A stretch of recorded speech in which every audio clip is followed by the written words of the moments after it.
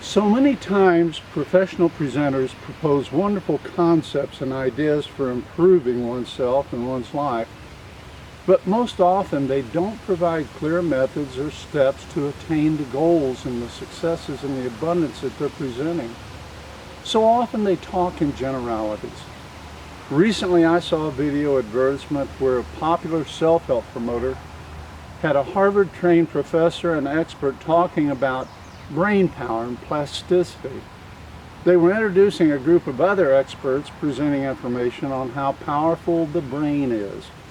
And for a nominal fee, they were offering a series of lectures and videos so you too could learn to change your brain and live an abundant life. I just had to post a question in the comments section. I asked, how powerful would the brain be once the mind, spirit, and consciousness leaves the body? I haven't got an answer from them yet on that.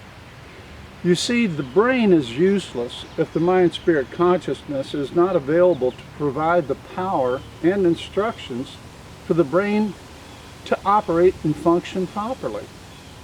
Over the years, I've invested in hundreds of self-improvement programs, and I usually get nominal results, but maybe it's just me. I have to study it over and over.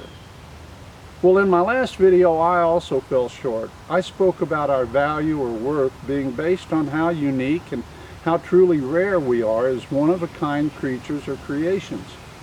Now, near the end of the video, I talked about our apparent purpose for being, which is to learn to love unconditionally. And in that video, I was also guilty of not providing steps or methods for you to succeed at that. I stated our purpose in life was to learn and practice unconditional love. Well, what is unconditional love, and how do we learn to develop that priceless ability? To be truthful, I wasn't totally sure I could answer that question because I wasn't 100% sure I really knew what unconditional love was. I thought I knew what love might be, but I decided I needed to do additional research and further clarifying the meaning of unconditional love to me. Meditate on it, so to speak. Doing that research, I discovered that love has no gradations, no gradients. Love is love.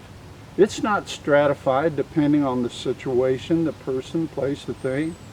I also found John 15:13, which, depending on what version of the Bible you're reading, states, "Greater love hath no man than this, that a man lay down his life for his friends." Wow, now that's unconditional love. Being willing to give your life for your friends. It's some pretty serious stuff, isn't it? And I gotta ask, how many of us are willing to do that? Since that's what the Bible says unconditional love is, it looks like mankind's got a pretty long way to go before accepting and trying to live that premise. Lay down our life for our friends, for love. Being a veteran, the first thing I thought of were military conflicts. I've come to appreciate all the men and women who, from the 1700s until today, have made the ultimate sacrifice while establishing and serving this great nation of ours, this republic. They may not have even known that they were practicing unconditional love. Now, I understand and hope that many of you watching this are already practicing love. You know what it is. So these recommendations I'm putting forth are for the others that are still searching and desiring to learn about love and what love is. I propose that if we can't immediately know what love is, to practice it and feel it, then what we need to do is start with baby steps. Start with just being generous and giving. Let's just be willing to give of ourselves, our time, our knowledge, possibly giving stuff or money if that's deemed truly beneficial and necessary, but practice doing it, that giving, without any remorse and filled with love. You see, whatever you give away, you never really lose. You're just investing it in your own self-worth, your benevolence, and your good feelings. Because doesn't it make you feel great to do something of value for somebody else?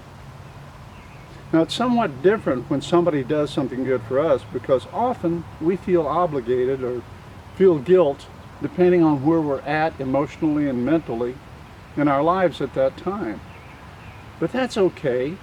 We could feel that way, but then we should just turn around and give or do something for somebody else. Now, usually that'll make us feel great. And then we realize that is the real me that I want to be. That's the giving me, the loving me. So one of the first steps is, let's just practice giving and re-giving on a daily basis. Just help an elderly person across the street, if nothing else. And then while you're doing it, think, I'm doing this in the name of love. Work hard and consistently to master giving in the name of love. And this will very likely just propel you to a level of altruism that opens doors to you realizing that, you know what? You really are unconditional love.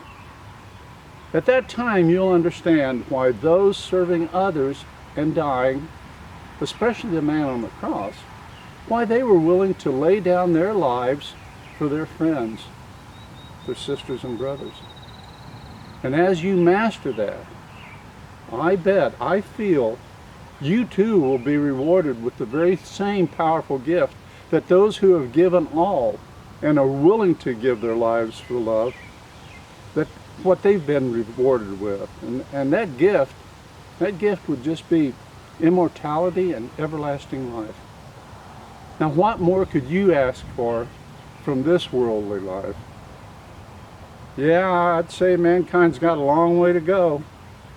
So, don't you feel it's necessary for us, all of us, to share this lesson about our purpose? That of being willing to give all for love, by loving generously and doing it unconditionally? I think that would be a valuable thing to do for all of us. Peace, love, forgiveness. Make the choices for you to have an unconditionally loving life. Blessings.